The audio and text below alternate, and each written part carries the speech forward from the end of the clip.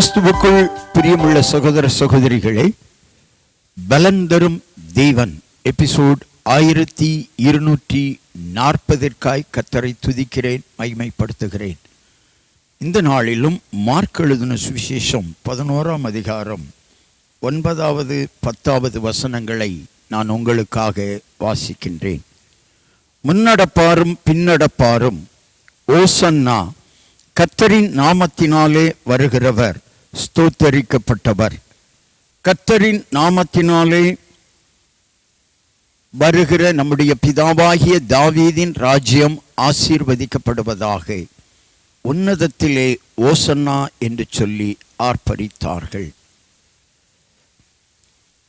இயேசு கிறிஸ்து பெத்பகே பெத்தானியா என்ற கிராமங்களுக்கு அருகே வந்தபோது தம்முடைய சீஷரில் 2 பேரை நோக்கி சில காரியங்களை அவர்களுக்கு கட்டளையிடுகிறார். அதிலே சில காரியங்களை நாம் தொகுத்து பார்க்க போகிறோம்.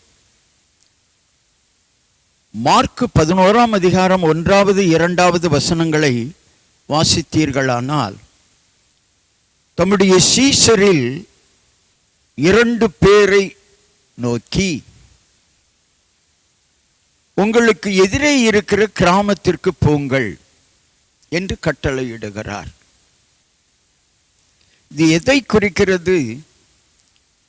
இயேசு கிறிஸ்துவினுடைய சீடர்கள் நிறைய பேர் இருந்தார்கள். தெரிவு செய்யப்பட்டவர்கள், தெரிந்து கொள்ளப்பட்டவர்கள் 12 பேர். இந்த 12 பேரிலும் 2 பேரை அழைத்து ஒரு கட்டளை கொடுக்கிறார். இது எதை குறிக்கிறது? உலகத்தில் எல்லா மனிதர்களும் ஒன்று போல் இருப்பதில்லை. எல்லாருக்கும் எல்லாமும் கிடைப்பதும் இல்லை. எனவே நமக்கு ஆண்டவர் என்ன வைத்திருக்கிறாரோ அதை நாம் ஏற்றுக்கொள்ள வேண்டும். நமக்கு என்ன ஆண்டவராய் இயேசு கட்டளை கொடுக்கிறாரோ அதை செயல்படுத்த வேண்டும். 2வது காரியம், அனுப்பப்பட்டவர்கள் போய். லூக்கா 19:32 வாசித்தால், அனுப்பப்பட்டவர்கள் போய். யாரை என்ன பணிகளுக்கு தேவன் அனுப்புகிறாரோ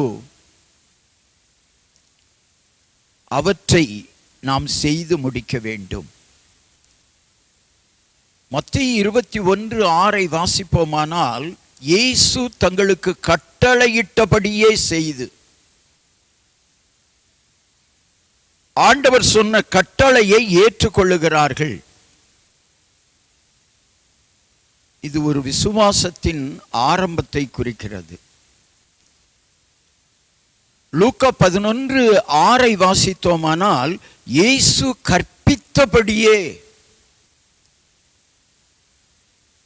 அனுப்பப்பட்டபடியே, கட்டளையிட்டபடியே, கற்பித்தபடியே செய்கிற ஒரு அனுபவம் நமக்கு வேண்டும். 3வது, அந்த எதிரே இருக்கிற கிராமத்திற்குள் நீங்கள் பிரவேசித்தவுடன் ஒருவரும் ஒரு காலும் ஏறியிராத ஒரு கழுதை குட்டி கட்டி இருக்க காண்பீர்கள். 2 காரியங்களை இந்த பகுதியிலே ஆண்டவர் நமக்கு வெளிப்படுத்துகிறார். ஒன்று, பிரவேசித்த உடனே, ஆண்டவருடைய கட்டளை நமக்கு கிடைத்தவுடனே, ஆண்டவருடைய வார்த்தைகள் நமக்கு கிடைத்தவுடனே அதை விசுவாசித்து செயல்பட வேண்டும். ஆண்டவர் சொல்லுகிறார், அங்கே ஒருவரும் ஒரு காலும் ஏறியிராத கழுதை குட்டி கட்டி இருக்க காண்பீர்கள். காணப்போகிறதை முந்தியே தீர்க்க தரிசனமாக சொல்லுகிறார். 4வது, அந்த கட்டி இருக்கிற குட்டியை அவிழ்த்து கொண்டு வாருங்கள். ஐந்தாவது, ஏன் இப்படி செய்கிறீர்கள் என்று யாராவது எதிர்ப்பு தெரிவித்தால் இது ஆண்டவருக்கு வேண்டும் என்று சொல்லுங்கள். ஆறாவது, இயேசு கிறிஸ்து சொன்னபடியே ஒரு கழுதை குட்டி கட்டியிருக்க கண்டார்கள். விசுவாசம் கிரியை செய்ய ஆரம்பிக்கிறது. விசுவாசத்தோடு 2 சீசர்கள் புறப்பட்டு வந்தார்கள். இயேசு கொடுத்த கட்டளை, இயேசு கொடுத்த உத்தரவு, இயேசு கொடுத்த கற்பித்த காரியங்கள் படியே செய்தார்கள், கண்டார்கள். இதை குறிக்கிறது இயேசு கிறிஸ்து சொன்னபடியே நடக்கும். அடுத்த காரியம், குட்டியை அவிழ்த்து கொண்டு வருகிறார்கள்.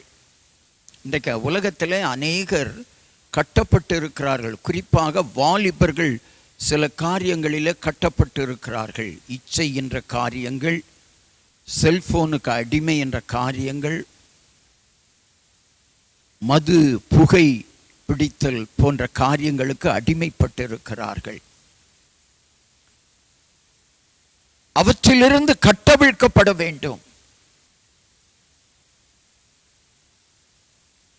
அடுத்த காரியம்,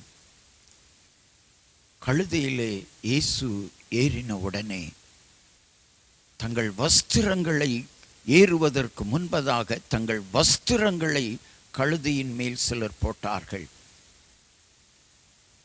இயேசுவுக்கு பிரயாணம் இலகுவாக அமைய சிலர் தங்கள் வஸ்திரங்களை வழியிலே விரித்தார்கள். சிலர் மரக்கிளைகளை வெட்டி வழியிலே போட்டார்கள். இயேசுவினுடைய பிரயாணம், அவருடைய ஊழிய பாதை இலகுவாக அமைய நம்மால் முடிந்ததை செய்ய வேண்டும். நாம் என்ன செய்கிறோம்? நமக்கு உண்டானதில் எதை கொடுக்கிறோம் ஊழியத்திற்கு? அடுத்த காரியம், தேவனை துதித்தார்கள். ஸ்தோத்தரிக்கப்பட்டவர், துதித்தார்கள். இவையெல்லாம் ஏன் நடந்தது? சகரியா 9:9 சொல்லப்பட்ட தீர்க்க தரிசனம் நிறைவேறினது. என கண்பான தீபனுடைய பிள்ளைகளே, இளங்குருத்து ஓலைகளை பிடித்து கொண்டு ஓசன்னா என்று சொல்லுகிறார்கள். ஆண்டவருக்கு வேண்டும், வாலிபர்கள் வேண்டும். மத்திய எழுதின சுவிசேஷத்திலே அங்கே ஒரு தாயும் குட்டியும் என்று குறிப்பிடப்பட்டிருக்கிறது. ஒருவேளை ஆண்டவருக்கு பெற்றோர்களும் வேண்டும், பிள்ளைகளும் வேண்டும் என்பதை அந்த வசனம் குறிப்பிட்டிருக்கிறது. நாம் இன்றைக்கு இந்த நாளிலே கற்றுக்கொள்ள விரும்புவது, யாருக்கு என்ன கட்டளை இடுகிறாரோ அதன்படி செய்ய வேண்டும். விசுவாசத்தோடு செயல்படுத்த வேண்டும். கட்டளை பிறந்த உடனேயே கட்டளைக்குரிய காரியங்களில், ஊழிய காரியங்களில் பிரவேசிக்கிற பொழுது தேவன் சொன்னதை நாம் செய்ய வேண்டும். கட்டப்பட்டிருக்கிற மனிதர்களை கர்த்தரிடத்தில் அவிழ்த்து கொண்டு வர வேண்டும். எதிர்ப்புகள் இருக்கும். ஆண்டவருக்காக இக்காரியங்களை செய்ய வேண்டும்.